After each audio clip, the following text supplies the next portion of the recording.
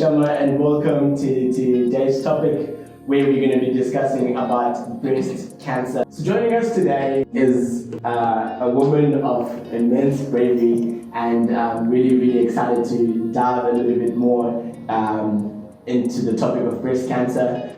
So please will you help me welcome today Susan. Susan, thank you so much for joining us today. We really appreciate you taking the time to come and speak to us in order to bring more awareness, obviously, to breast cancer, which is the topic of today. I'm really excited to hear more about your journey that you went through breast cancer and into overcoming it as well. So could you tell us a little bit more? You can introduce yourself, let the viewers know a little bit of who you are, what you do, and we'll get into the story. Hi, my name is Susan. Thank you for having me. And I'm delighted to share on my cancer journey with you. Awesome. First of all, I think it's very important for us to understand what cancer is. Cancer is a condition that appears when there is damage to a cell's DNA. The cells then become mutated. The damage could be caused by genetic or environmental and lifestyle factors. Most patients will never know exactly what caused the cancer. According to the statistics from the National Cancer Registry 2019, the top 5 cancers that are affecting women in South Africa today are breast cancer, cervical cancer, colorectal, uterine cancer, and non-Hodgkin's lymphoma.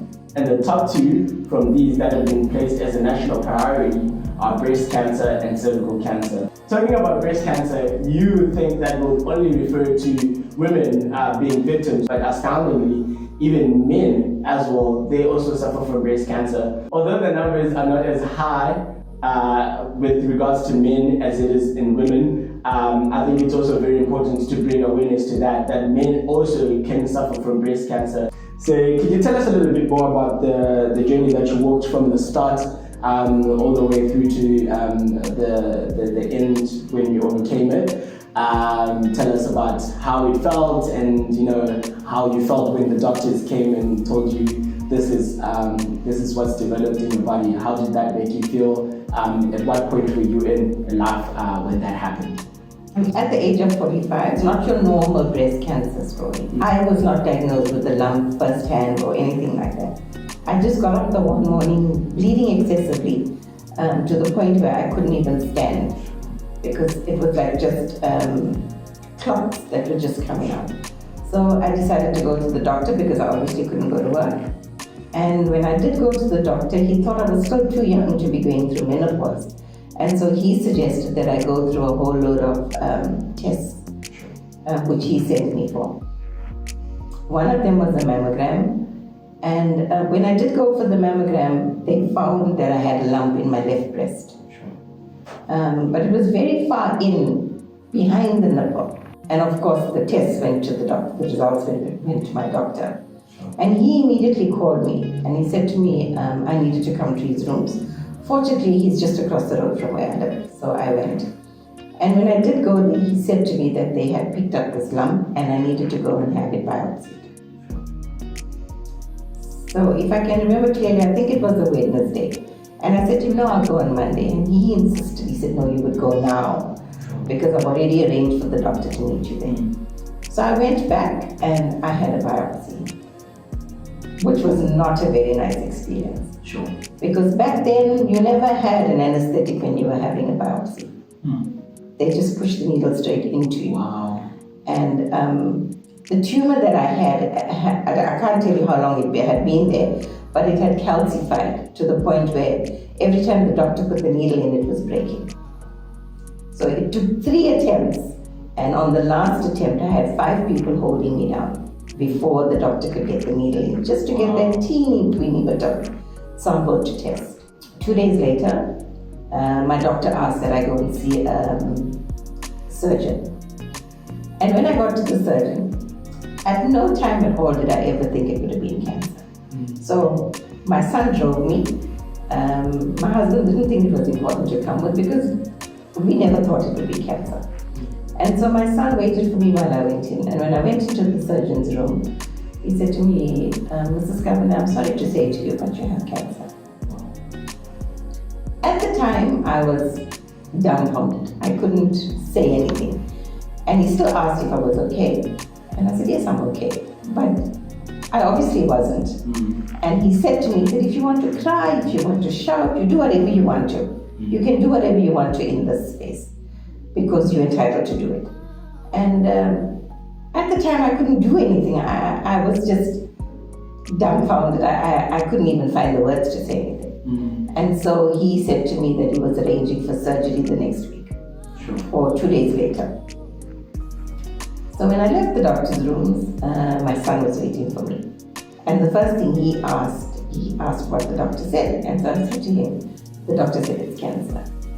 And the first thing he asked was, who are you going to tell about it? So if you would know, back then you didn't want to tell people when you had cancer. People didn't want to disclose it. Was there like a stigma with regards to cancer? I would think it was like a stigma because you didn't know what people were going to think about you, and it was always that thing about you didn't want to tell anyone. So when my son asked me that, the first thing I said to him was, I want everybody to know. Wow. So he said, but why? I said, I don't want people visiting me or anything like that. I just want people to remember me when they pray. Wow. That's all I want. Sure.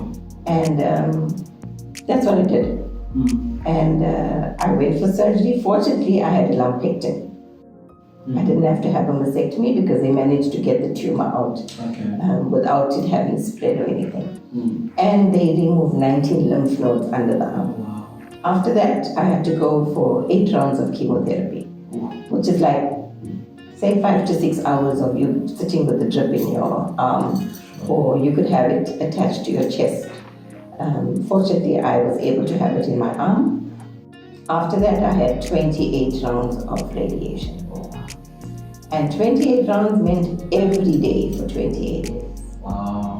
But that wasn't too bad. It was like going for an X-ray. Okay. It just takes under 10 minutes. Okay. But in my opinion, I felt worse after radiation than I did chemo.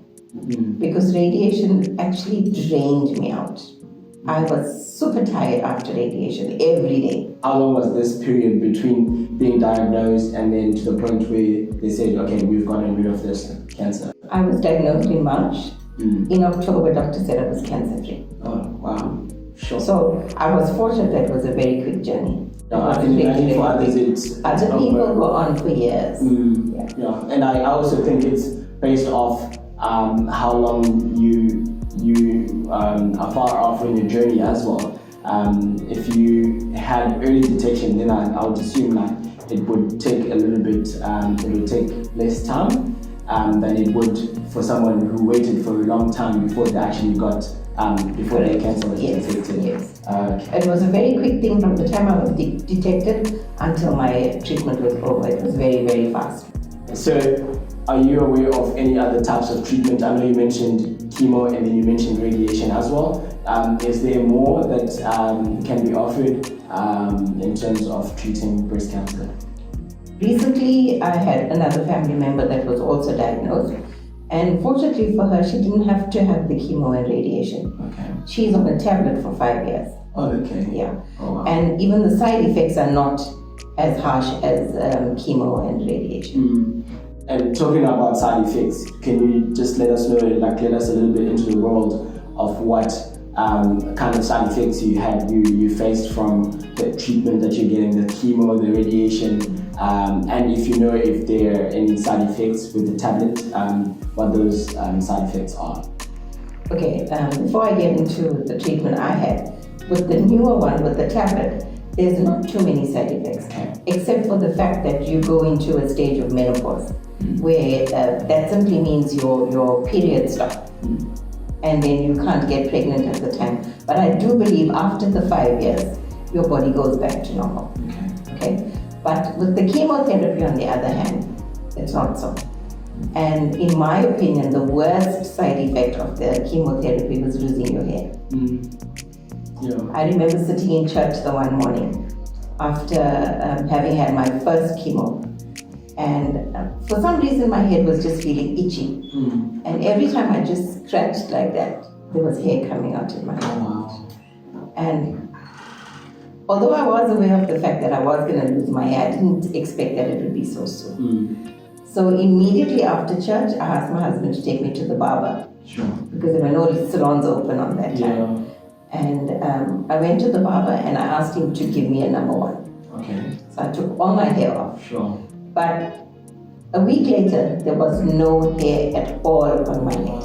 It had all fallen off. Sure. But fortunately, the oncologist had advised us about that. And he did say to me, go and get yourself a wig. And he said, and anyone who knows me knows I love my hair. I'm always about my hair. I like it colored, I like it styled and all of that. And so when the oncologist saw me, he said to me, I must go before my hair falls out, because I might be able to get a wig, the same color, the same style and everything, and nobody would be any wiser. So I did go, I tried on a few wigs and all of that, but it was not for me. I was not comfortable with it. So I just decided, I'm going to stay without hair. So at home, I would just use a bandana. But when I went out, like for church and whatever else, I used to use a scarf. Okay. And I Googled different ways to drape a scarf. Right. And that's what I did. I actually created a trend in my church, because I was, wow, Susan, every week you're coming with a different style. When you were going through your journey, how important was it for you to have a really good support structure? What did that support structure look like for you? It's very important that you have a good support structure. For me, it was my immediate family, my husband and my son, my mom, my sister, my nieces and nephews, and I had a whole host of people that were praying for me, which I thought was more important than anything else. Yeah. Because when you're going through treatment, you're not feeling your best. Yeah. And you don't want people visiting. But of course, there are those people that you look forward to seeing when you're going through your treatment. Sure. But more importantly for me was people praying for me. Sure. That's really, really good. And how important was it for you to have also be, not to have, but to be in good, in a good mental state? Because obviously going through all these treatments, it takes a toll on you, and you can't always be happy. You definitely are in a devastated mood, probably because you just received something that could, in other words, be terminal. And how important was it for you to be in a good mental state? It's difficult. It's very, very difficult. But I think most importantly is to keep the faith. Sure. A lot of people, as soon as they hear the word cancer, think you're going to die. Yeah. And that could be devastating. But I think it's important that you keep your faith and you try to keep your spirits up. It's difficult. I'm not going to say it's easy. And the other thing is, every person's journey is different. So you can't say to someone who's experiencing it now, this is what's going to happen and that's what's going to happen, because it's not like that. It's not like that for everybody. Everybody's journey is different. Yeah. But I think it's very important that you keep the faith. Most important. Sure, that's very good. I think it's very important for anyone that's going through this journey at the moment to just keep the faith and remember it's temporary. This too shall pass. Yeah. If you lose your hair, it's going to grow back again. So just keep the faith and know that it's a temporary phase you're going through. It's all going to be okay. Susan, thank you so much for taking the time to speak to us. And again, thank you to everyone that is watching this. Thank you so much for taking the time to just spread more awareness and become more aware of what we're talking about today. If you know anyone that is going through a journey like this, I hope you are that good support structure that Susan mentioned and had. I hope that you become that good support structure for the person that is going through this difficult time in their life. And I hope you also spread awareness to the people that are around you with regards to breast cancer, and hope that soon enough we'll be able to know exactly how to tackle this condition. And have faith. I think that played a very big role for you, having faith that I'm gonna get well, I'm gonna get through this. And again, I think that there's a lot of factors that come into play, And for you viewers as well, when you hear of someone that's going through a difficult time, I hope that you guys are that support structure and that you offer your help as best as you can. And I think we need to give a massive shout out to the doctors, the people that are behind the scenes that are constantly working hard to ensure that they curb cancer as a whole. It's not just about cancer. There's a whole lot of other cancers out there as well, and I think it's very important that we shed light on those. But in this October, we've been shedding light on breast cancer awareness, and thank you so much for taking the time to watch this video. We really appreciate you guys. If you haven't yet, please subscribe to the channel, and you keep up to date with all the property news as well as everything else that's going on around the world. Thank you so much for taking the time. God bless.